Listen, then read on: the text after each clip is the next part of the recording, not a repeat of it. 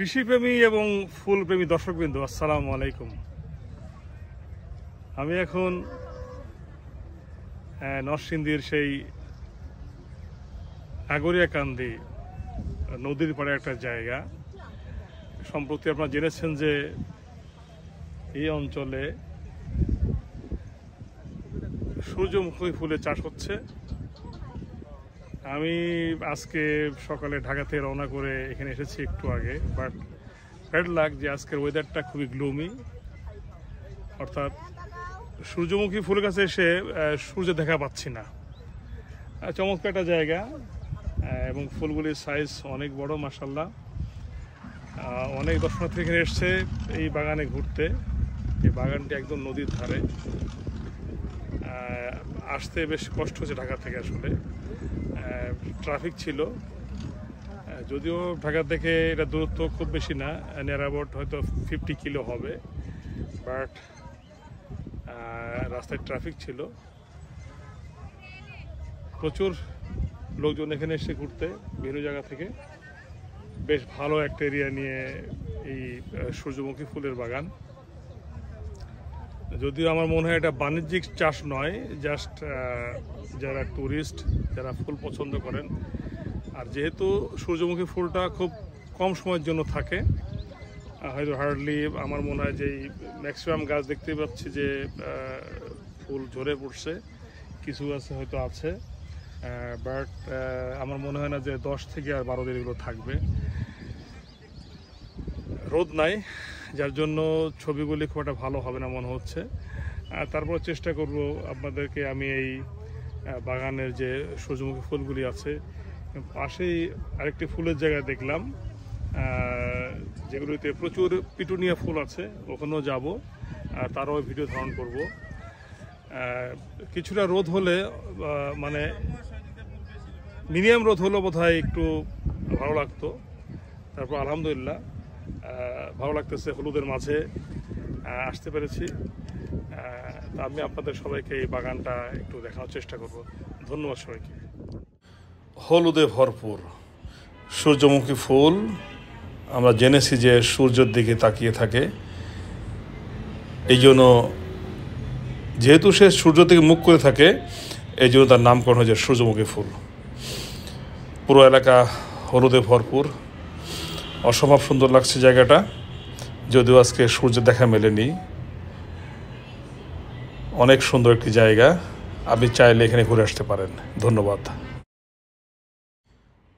সূর্যমুখীর তেল আমরা জানি যে শরীরের জন্য খুবই উপকার, ডাক্তাররা সাজেস্ট করে থাকেন, যেটা বাজারে সানফ্লাওয়ার অয়েল নামে পরিচিত।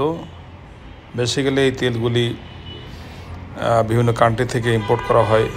তা আমার মনে হয় সূর্যমুখী যদি এই চাষটি বাণিজ্যিকভাবে করা যায়, তাহলে এর বীজ থেকে তেল সংগ্রহ করে সেই তেলকে আমরা খুব কম খরচে, কম্পারেটিভলি কম খরচে, ইম্পোর্ট কস্ট অনেক বেশি পড়ে যায়, সেই লক্ষ্যে যদি এটার বাণিজ্যিক চাষ করতে পারি, তাহলে সূর্যমুখীর এই ফুলের বীজ থেকে আমরা তেল সংগ্রহ করে এটা আমরা মার্কেটিং করতে পারি। যেহেতু সূর্যমুখীর তেল স্বাস্থ্যসম্মত, ডাক্তার সাজেস্ট করে থাকেন। সাধারণত আমরা যে ভোজ্য তেল ব্যবহার করি, তার মধ্যে সয়াবিন তেলটা খুব বেশি চলে। এছাড়া আরও কিছু তেল আছে, যেমন ক্যানোলা অয়েল, সেটা খুব কস্টলি একটি তেল। নর্মালি এটা কানাডা থেকে আসে, বাট সূর্যমুখী তেল বেসিক্যালি যেটিগুলি বাজারে পাওয়া যায় সেগুলি মূলত ইটালি, স্পেন বা ইউক্রেন, এই সমস্ত কান্ট্রি থেকে ইম্পোর্ট করা হয়। এবং এগুলি 1 লিটার তেলের দাম 400 থেকে 500 টাকা, এটা ভ্যারি করে। বাট যদি এটাকে আমরা বাণিজ্যিকভাবে চাষ করতে পারি, আমাদের মাটি সোনার চেয়ে খাঁটি।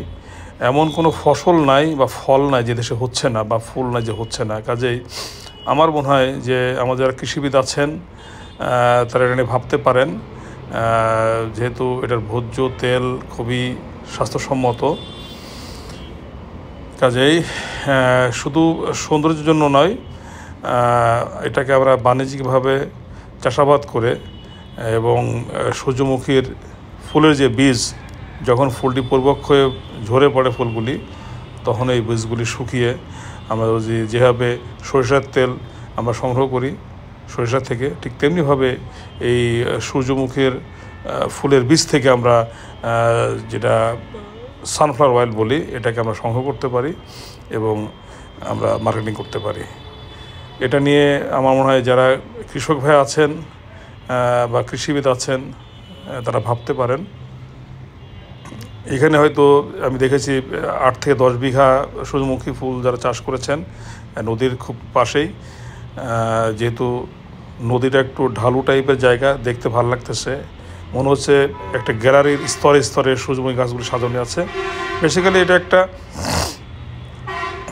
রেস্টুরেন্ট আছে, এদের একটা দেখলাম যে এদের আপন নামে একটা রেস্টুরেন্ট আছে, জাস্ট এরা চাষটা করছে। আমি কথা বলে দেখলাম যে বাণিজ্যিকভাবে নয়, জাস্ট ফর বিউটিফিকেশনস, এবং যারা ট্যুরিস্ট, যেহেতু বেসিক্যালি এই সিজনে এই ফুলগুলি ফোটে।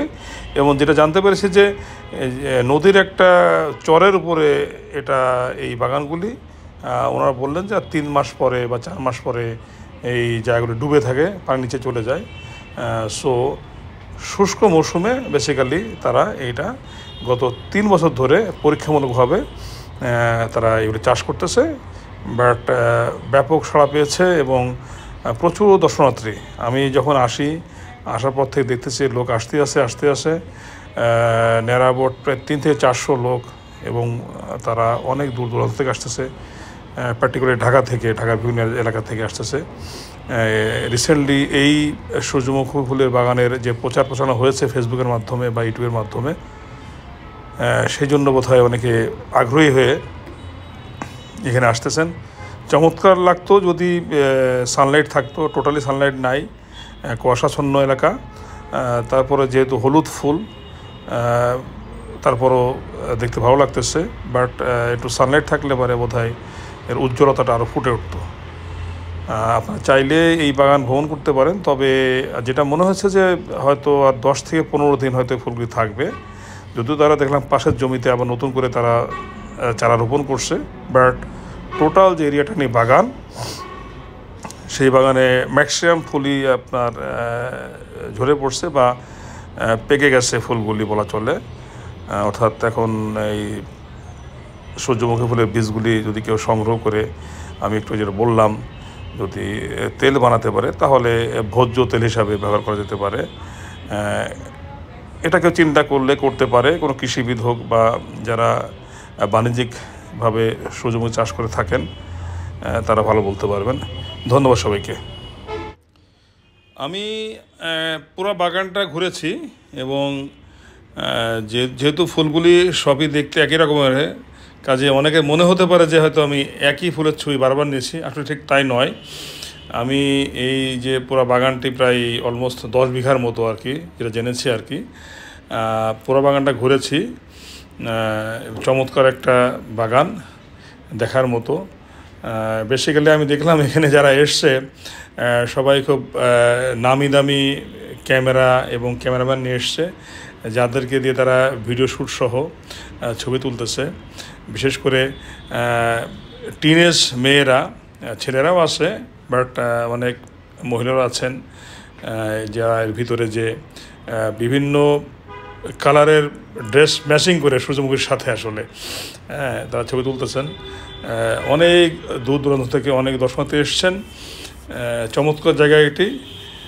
শুধু যেটা অভাব অনুভব করেছি সেটা হলো রোদ্রের, সানলাইট ছিল না বললেই চলে, টোটালি কুয়াশাচ্ছন্ন। এখন প্রায় বাজে 12:30 মতো, বাট সূর্যের দেখা এখনও মেলেনি। সূর্য থাকলে বোধহয় এই ছবিগুলি বা ভিডিওগুলি আরও সুন্দর আসতো। আমি শখের বশে মোবাইলে ভিডিও ধারণ করে থাকি, বাট আমি তো প্রফেশনাল নই। তারপর চেষ্টা করি যে সুন্দর কোনো জিনিস, যারা এই ফুল ফল বা কৃষিকে ভালোবাসেন তাদের উদ্দেশ্যে আসলে আমি তুলে ধরার চেষ্টা করি, যাতে যারা অনেকে এই জিনিসগুলো হয়তো কখনো সরাসরি দেখার সুযোগ পান না বা সময় পান না বা এই সম্পর্কে ধারণা দিতে চান, সেই সম্পর্কে একটু ধারণা দেওয়ার জন্য আমি চেষ্টা করি। কৃষির প্রতি আসলে আমার একটা অসম্ভব টান অনুভব করি। যদিও আমি কৃষিতে কোনো সফলতা আনতে পারি নাই, বাট আমি কৃষিকে খুব ভালোবাসি। বিশেষ করে আমি ফুল, মানে যে কোনো ধরনের ফুল আমার খুবই ভালো লাগে। ফুলের গাছ দেখলে বা ফুল দেখলে আমি অটোমেটিক্যালি তখন আসলে মোবাইল নিয়ে দাঁড়িয়ে পড়ি। এটা একটা বদভ্যাস বলতে পারেন সবাই। যাই হোক, তা আজকে ঢাকা থেকে এসেছি, আসতে অনেক কষ্ট হয়েছে। ঢাকা থেকে জায়গাটি নাগরিয়াকান্দি, নরসিংদী, ঢাকা থেকে প্রায় 50 কিলোমিটারের রাস্তা। হিউজ ট্রাফিক ছিল রাস্তাঘাটে। আসলে যে কোনো ওইতে আসা যায়, পূর্বচল 300 ফিট দিয়ে আসা যায়, অথবা কাশপুর ব্রিজ হয়ে আসা যায়, গুগল ম্যাপ ধরে অনায়াসে আসা যায়। বাট কিছু জায়গায় রাস্তা খারাপ পেয়েছি, যার ফলে আমাদের আসতে প্রায় 12টা 10 বেজে গিয়েছিল। আমরা ঢাকাতে রওনা করেছি 8:30টার দিকে, সকাল 8:30টায়। বাট হিউজ ট্রাফিক ছিল রাস্তাঘাটে, দ্যাটস ওয়াই আমাদের আসতে এখানে সময় লেগেছে। তো আসার পরে মনটা ভালো হয়ে গেছে এবং খুব ভালো লাগতেছে। হলুদে পুরা এলাকাটা মনে হচ্ছে কি যেন একটা হলুদ শাড়ি পরে দাঁড়িয়ে আছে মনে হচ্ছে, এমন একটা ভাব আসলে। যাই হোক, আপনাদের তার সুযোগ আছে, 10 থেকে 15 দিন বোধ হয় এই ফুলগুলি থাকবে বলে মনে হচ্ছে আমার কাছে। যদিও তারা নতুন কিছু গাছ লাগিয়েছে, যেহেতু ওরা যা বললো যে আরও নদীর পানি বাড়তে 2 থেকে 3 মাস সময় লাগবে, কাজেই তারা বোধ হয় এই তাদের প্রজেক্টটা এই ট্যুরিস্ট স্পট হিসাবে তারা যে মানুষকে দেখাচ্ছে আর কি, একটা রেস্টুরেন্ট আছে আপন নামে, সেটাও আমি একটা ভিডিওতে একটু ধারণ করেছি। সেখানেও বেশ পিটুনিয়া নামে যে ফুলগুলি আছে, প্রচুর পিটুনিয়া, চমৎকার দৃশ্য দেখার মতো। ছোট্ট জায়গা নিয়ে তারা করছে চমৎকারভাবে, সেটারও একটা ভিডিও আমি করেছি অলরেডি, ওটাও আমি আপনাদেরকে দেখানোর চেষ্টা করব। চমৎকার সেই ফুলগুলি। আর ছোট পরিসরে তারা একটা টিউলিপের একটা বাগান করছে, খুবই ছোট পরিসরে। সেখানে মনে হয় আমি দেখতে পেরেছি 2 ধরনের টিউলিপ আছে। এই টিউলিপগুলি সংখ্যা খুব একটা বেশি না, সব মিলে হয়তো 200 থেকে 250টা টিউলিপ গাছ আছে। বাট ভালো লাগতেছে, আমি কখনো টিউলিপ বাগান দেখি নাই, বাট আজকে এখানে দেখলাম, এই ফার্স্ট লাইভে দেখলাম টিউলিপ বাগান। সেটাও মোটামুটি আমার মনে হয় তারা যেটা বললো আর কি আমাকে, যে তারা টেস্ট বেসিসে এবার লাগিয়েছে, হয়তো যদি ভালো হয় তাহলে নেক্সট থেকে তো আরও তারা চাষ করবে টিউলিপের। তো এই ছিল মোটামুটি নাগরিয়াকান্দি, নরসিংদী জেলার যে নাগরিয়াকান্দির যে সানফ্লাওয়ার গার্ডেনের এই চিত্রগুলি। যদি আপনাদের কারো ভালো থাকে তাহলে আমার কষ্ট সার্থক হবে। সবাই দোয়া করবেন। ধন্যবাদ সবাইকে।